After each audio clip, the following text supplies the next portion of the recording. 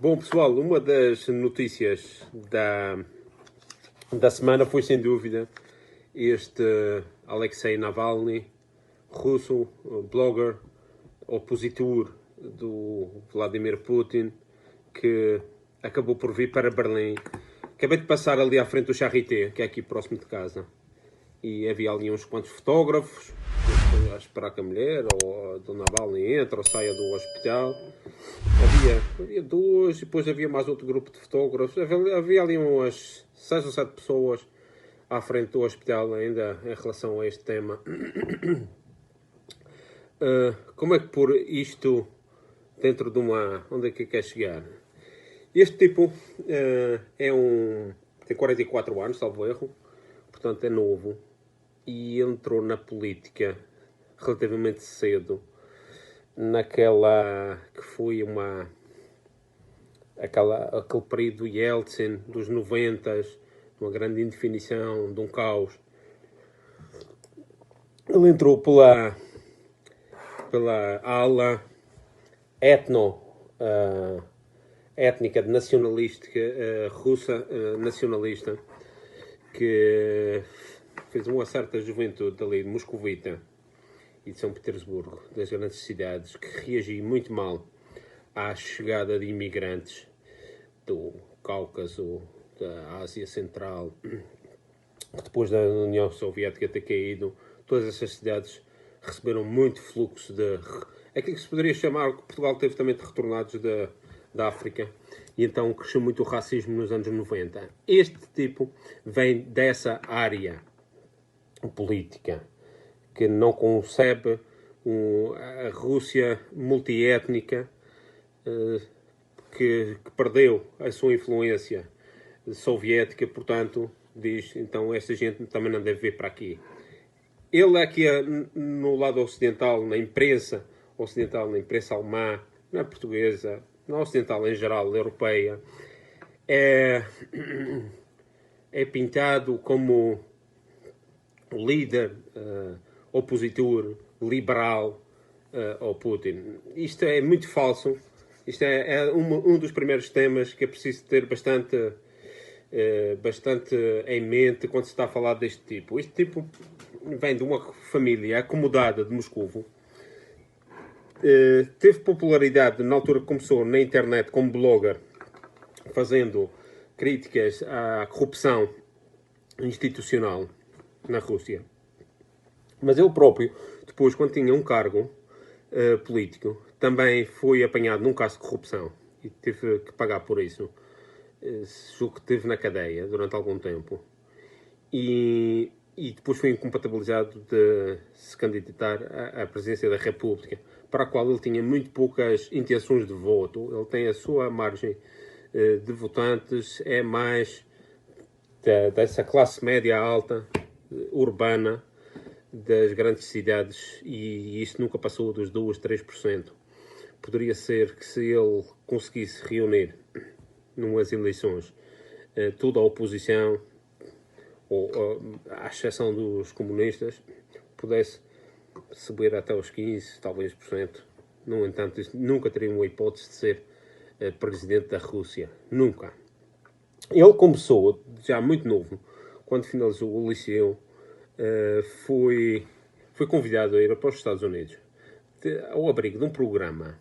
Isto é que é importante saber, para vermos toda a trajetória e ver quem é que pode estar por trás da atual situação e aquilo que ela representa, porque ela já está gerando um tema que seria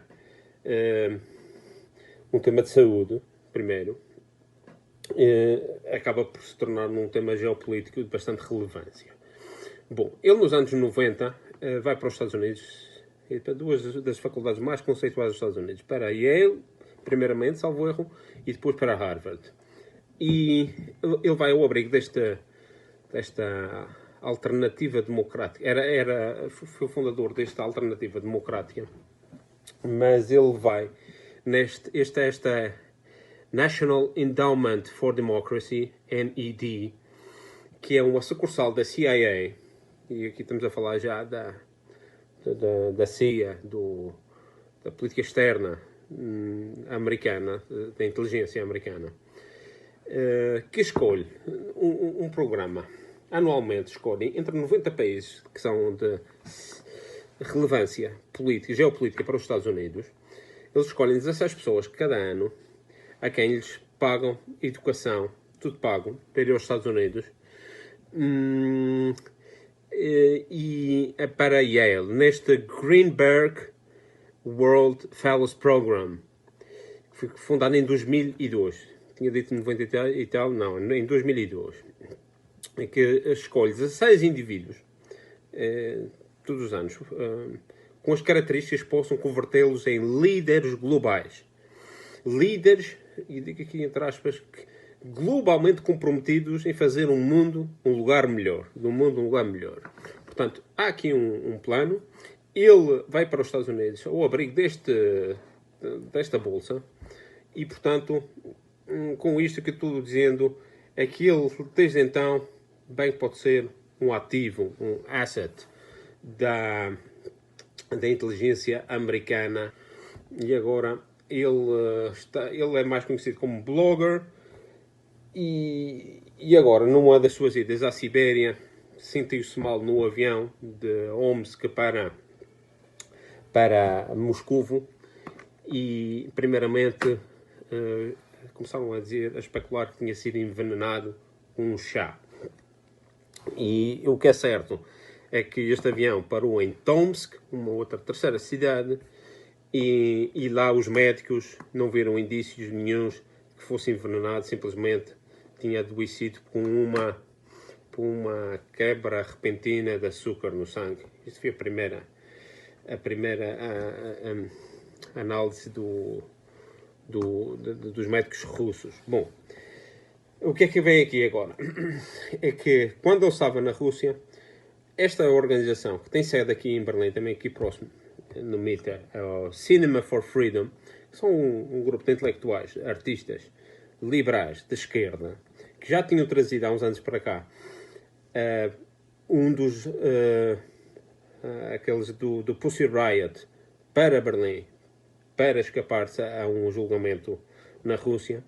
Estes mesmos trouxeram Navalny para o Charité, aqui ao lado, o hospital, e quando cá chegou, os médicos, numa primeira análise, disseram que não havia evidências que tivesse sido envenenado. Bom, aqui é preciso ter muita atenção a isto, porque, primeiramente, não há esta percepção da equipa médica, mas a retórica muda-se no dia seguinte e diz que parece que há indícios de envenenamento, para depois, mais tarde, dizer que taxativamente que foi envenenado.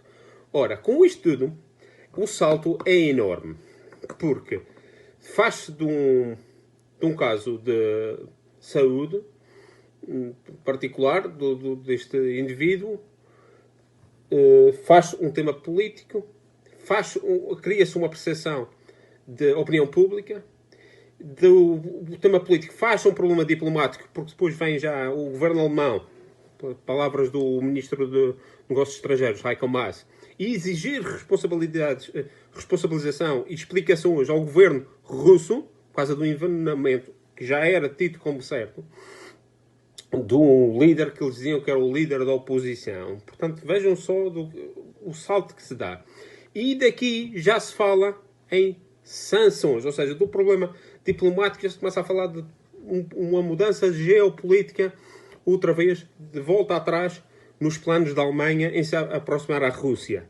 E isto é muito importante ver, porque agora já se põe aqui em causa a finalização do gasoduto do Nord Stream 2, que já aqui falámos várias vezes, que vai trazer da Rússia para Mecklenburg, no norte da Alemanha, gás diretamente, o que para os americanos e o lobby americano, o lobby atlantista na Alemanha, é visto como um problema, um caso de segurança, uma ameaça à segurança nacional americana. Isto votado no Parlamento, no Congresso dos Estados Unidos, por iniciativa, e também no Senado, por iniciativa do senador do Ted Cruz, que dizia que isto era uma ameaça à segurança nacional.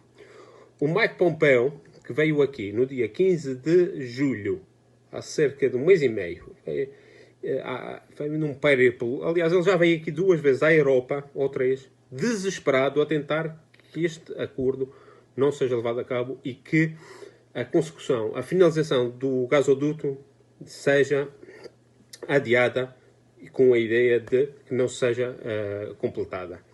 E ele no dia 15 veio e disse muito claramente que ele disse isto sem diplomacia nenhuma: get out now or risk the consequences.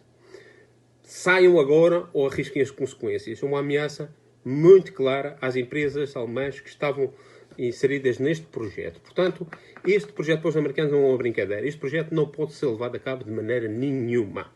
Agora, o meu ponto é o seguinte: será que este Navalny foi envenenado? Porquê é que haveria de ser envenenado? Será que o governo russo ia deixar que envenenassem um tipo que sabem qual é o potencial e as consequências que isso lhes poderia trazer para a imagem da Rússia no Ocidente, quando a Rússia está a fazer uma aproximação ao Ocidente? E isto são perguntas que são bastante legítimas e que eu acho que fica ao critério das pessoas que estejam aqui a ver, mas eu acho que está claro que o líder Vladimir Putin, racional e inteligente e sabendo todas estas jogadas, sabia muito bem que este tipo, nem de maneira nenhuma, deveria ser visado em algum momento. E o problema aqui é que, na opinião pública alemã, nos jornais, na rádio, que as notícias esta semana, depois da Bielorrússia, esta foi a notícia, quando acabou o tema da Bielorrússia, mudou-se para o Navalny, primeira notícia em todo o lado, sempre a mesma coisa, é deixar uma ideia de que fosse o próprio presidente, Vladimir Putin, que tivesse mandado envenenar o Navalny. Pois as consequências que isto poderia trazer e que já está trazendo. E sabendo como a diplomacia russa são jogadores de xadrez avançadíssimos que calculam todas estas variáveis. Como é que poderiam? Na realidade, este tipo devia estar era mais que protegido para evitar qualquer situação deste tipo. Mas o que é certo é que agora mudou-se a percepção na opinião pública alemã, mudou-se na classe política alemã, mesmo dentro do próprio governo, não dá o Partido Socialista, o SPD, que nos temas da Rússia é mais moderado do que a CDU ou o FDP, e já se mudou. E já se mudou diplomaticamente e já se está mudando geopoliticamente. E agora, Nord Stream e tudo aquilo que pode trazer depois da aproximação entre a Rússia e a Alemanha está agora mudado. No espaço de uma semana mudou completamente por causa que a equipa médica alemã afinal resolveu dizer que ele tinha sido envenenado e daqui toda a operação jornalística, toda a guerra de informação e contra-informação. Isto entra no âmbito da guerra híbrida, porque isto é uma guerra. E há aqui um lobby muito claramente pró-atlantista, pró-americano na Alemanha, que não quer nenhuma aproximação com a Rússia, que tem-nos feito passar através da internet, da rádio, das televisões, que isto é um envenenamento. Para eles não há dúvidas nenhuma. Isto é o Putin que manda assinar, envenenem aqui um tipo que tem uma base eleitoral muito pequena, é insignificante, é mais conhecido no estrangeiro do que na Rússia. Ou seja, isto era um tiro no pé, e isto é estar a chamar o presidente da Rússia, Vladimir Putin, de burro, na realidade, coisa que, sinceramente, acho que não tem a ver com a realidade. Portanto, aqui, muito claramente, vou deixar aqui os links deste artigo, destes 2 artigos, um que demonstra o compromisso, ou seja, que ele estava comprometido desde o início da sua carreira com movimentações nos Estados Unidos e pela inteligência britânica. E, claro, quem são os mais interessados em separar a Alemanha da Rússia, aqui está. Mas isto põe Berlim outra vez no mapa das coisas que estão passando na Bielorrússia, na aproximação com a Rússia, no Nord Stream, dos gasodutos. E está tudo muito em ebulição. E, claro, a escolha de trazerem para Berlim também não foi inocente. Foi para pôr a Alemanha no centro destes problemas com a Rússia. Vamos ficar aqui atentos ao que se passa.